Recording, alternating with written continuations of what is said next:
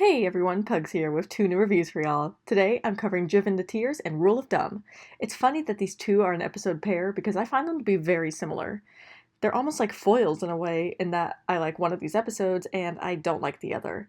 I'd say it could be a toss up about which is which, but if y'all have been in my comment sections at all, you probably know which one of these episodes I like and which I don't.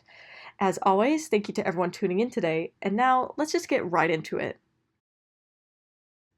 Season 4 has kind of been in a rut for the last couple of reviews, and Driven to Tears does not help with that. If this opinion comes as a surprise, let me revisit what is basically my golden rule. Do not frustrate, irritate, or secondhand embarrass me if you want me to like your episode. I'd like to think those are some pretty very simple rules to follow, but clearly not, because guess what this episode does? Driven to Tears begins nicely. It reminds me a lot of Help Wanted and to a lesser extent Boating School because of Patrick's encouraging pep talk towards SpongeBob. I like watching them be best friends like this. I mean, we typically see them be best friends, but usually they spend more time doing things together instead of supporting each other in their own endeavors, which is just as important to a friendship.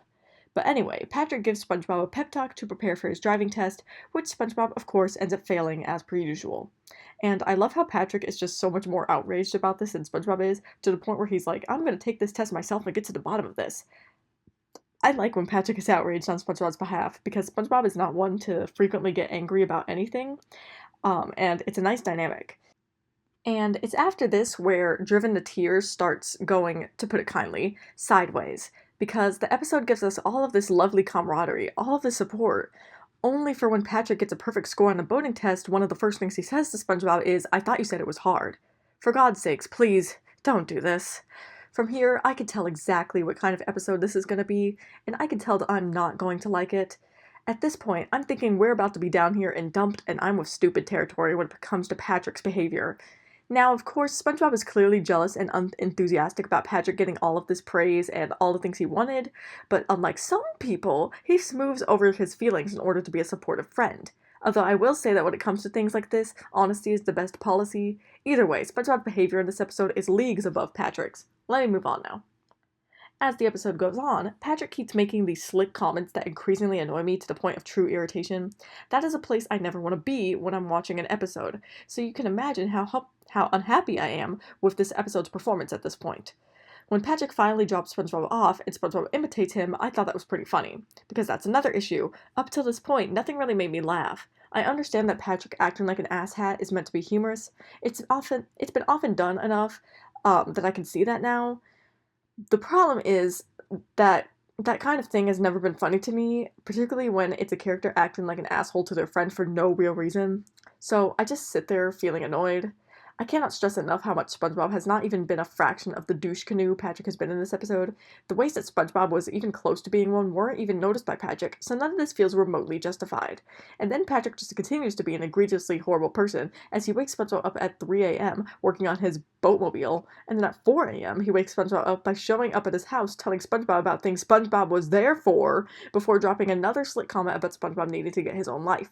Please tell me where the humor is, because I'm not finding it. At least we get a Gary appearance out of all this bullshit, so that always cheers me up.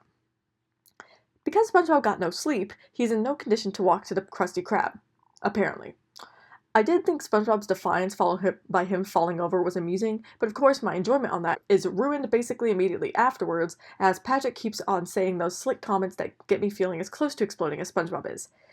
And see, I like when we get to see SpongeBob mad, but this is just overkill because now I'm feeling as mad as him, and not at all in a good way. Luckily, at this point we arrive at the Krusty Krab, and so I get to take a short break from this annoyance. And we get a pretty enjoyable interaction between SpongeBob and Mr. Krabs. I love how SpongeBob's like, I used to have a dream, reminds me of One Krab's trash. And then Mr. Krabs' kidney stone joke is so unexpected, it's hilarious. Unfortunately, all good things must come to an end as Patrick returns, now looking even more like an asshole with his racing gear. The only thing that saves any of this is seeing SpongeBob so irritated about this whole thing, because I'd be even more upset if SpongeBob wasn't, since then there would be absolutely no catharsis at all. And then, because we just couldn't get enough of it apparently, we get even more slick comments to SpongeBob's fucking parents, of all people, complete with Patrick flat out lying about SpongeBob asking for rides. Things at least get more interesting as SpongeBob starts to backseat drive. Usually I hate backseat drivers, but in this case it's completely justified. If Patrick is gonna be a douchebag, then SpongeBob can dish some of that out too. Of course, nothing goes right for SpongeBob, and the cop is an asshole, as is typically the case for Bikini Bottomites when an episode is about insulting and mistreating SpongeBob for some reason. And then finally, SpongeBob snaps, and it's not as gratifying as I wanted it to be, unfortunately. At least the chase scene is fun, but then SpongeBob asks to go to jail in Patrick's place, which I think is undeserved personally, but the little guy is happy about it, so whatever. Once SpongeBob pays his debt to society, the best friends reunite in an admittedly heartwarming reunion.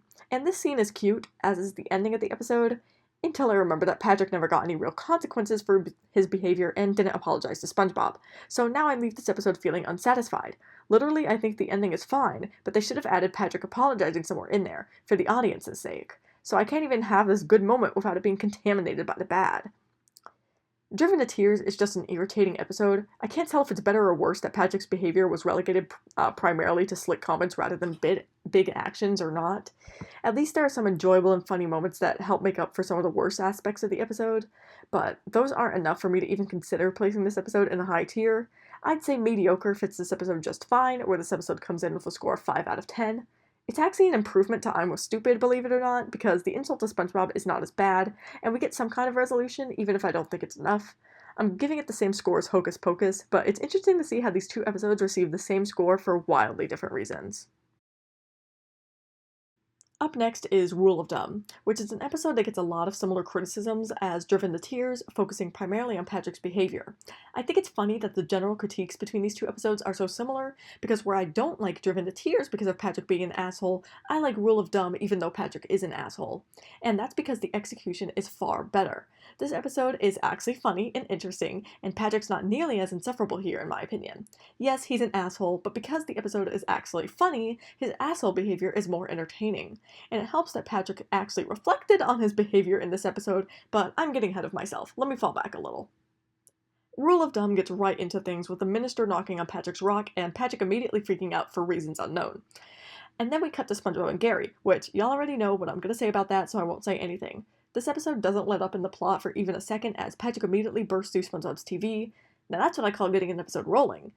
I love that Patrick assumes the minister is from the library and knows about his overdue books. Patrick even getting books at the library is funny in itself because I wonder what books Patrick is getting. What does he like to read? Anyway, I like how Patrick immediately starts burning books, including a how to read book, like what is this, Fahrenheit 451? And I thought it was funny how the real horror of jail is the small portion meals for Patrick. You know, I just said so much about what amounts to less than a minute of this episode. That's usually either a very good sign or a very bad one. The comedy tones down a bit as we get some exposition, which isn't a norm in SpongeBob SquarePants, but it makes sense for this episode as the whole plot is that Patrick is royalty and we need some kind of reasoning for that. Another thing I like about this setup is that it means that Patrick doesn't start acting like a jerk for no reason, unlike some episodes. What SpongeBob says about Patrick being able to get anything he wants has a predictable yet entertaining effect as Patrick starts to abuse his likely non-existent power. I mean, Patrick's just royalty in name only. How did it take this long to say he was royalty? What about his clearly alive parents? Though I guess in this episode's sister episode, they did make a joke about Patrick thinking he was an orphan, so who knows? Maybe that was a setup for this episode in a way. Anyway, I have questions about how this royalty thing works if King Neptune exists. You already know I overthink SpongeBob SquarePants, it's what I do. Beginning with the scene at the Krusty Krab, we see Patrick become more and more of a jerk as he increasingly becomes more entitled. There's something about Bill Fagerbaki's delivery and Patrick's jerk moments that make these episodes more funny or more annoying. I'm not sure what it is, but whatever it is, that's talent right there. Also, the subtle joke about Mr. Krabs trying to marry Pearl off is so bad yet funny, and then I love how Mr. Krabs is all about capitalism but anti-monarchy. Something about Mr. Krabs both representing small business owners and big corporations, depending on the episode.